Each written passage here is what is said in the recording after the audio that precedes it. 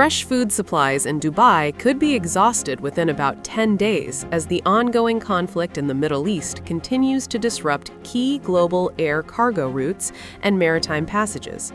Stefan Paul, chief executive of Kuehne+Nagel, one of the world's largest logistics companies, issued the assessment this week based on the company's real-time monitoring of international supply chains. Paul said stocks of fresh produce in the city are particularly vulnerable because of their short shelf life and dependence on regular deliveries. The disruptions stem from airspace restrictions across the Persian Gulf that have cut global air cargo capacity by 18 to 22% since late February, with key routes linking Asia, the Middle East, and Europe among the hardest hit. At the same time, maritime shipping through the Strait of Hormuz has faced repeated interruptions. The strait accounts for more than 70% of foodstuffs imported by Gulf Cooperation Council countries and handles around 11% of global seaborne trade by volume. Gulf Cooperation Council countries import 80 to 90% of their food consumption, according to U.S. Department of Agriculture reports and regional trade data. The United Arab Emirates alone recorded agricultural product imports valued at more than $13.6 billion in 2023, with further growth reported in 2024. Perishable items, including vegetables, fruits, and dairy products, require constant replenishment and cannot be stockpiled for extended periods.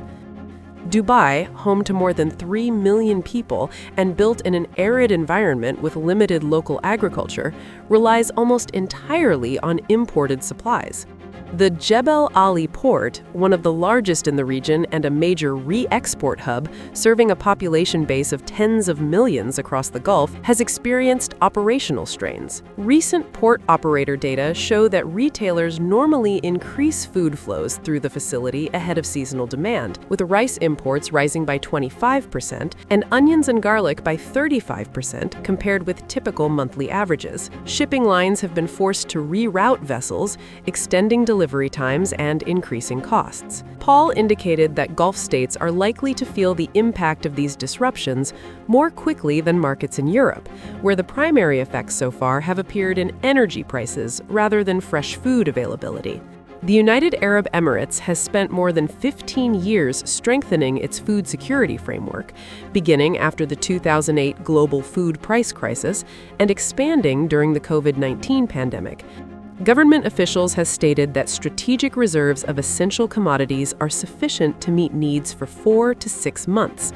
These reserves cover staples such as rice, wheat, sugar, and cooking oils, supported by large-scale silo infrastructure and storage facilities distributed across the Emirates.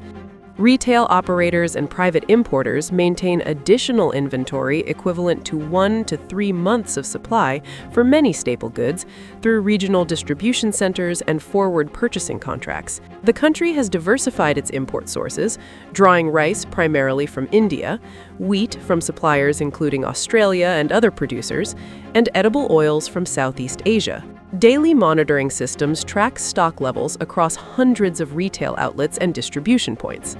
This combination of strategic reserves, commercial stockpiles, and diversified sourcing has allowed the UAE to maintain stability in basic food supplies during previous periods of regional tension and global supply shocks. Import flows for core commodities have continued according to established schedules in recent weeks, with no reported interruptions to staples at this stage. For residents and commercial enterprises in the UAE, the reserves and monitoring mechanisms offer a critical buffer period. They reduce the risk of immediate shortages in core food categories and support continued price stability while logistics networks adjust to new routing options. The measures also help sustain the country's position as a leading regional trade and re-export center.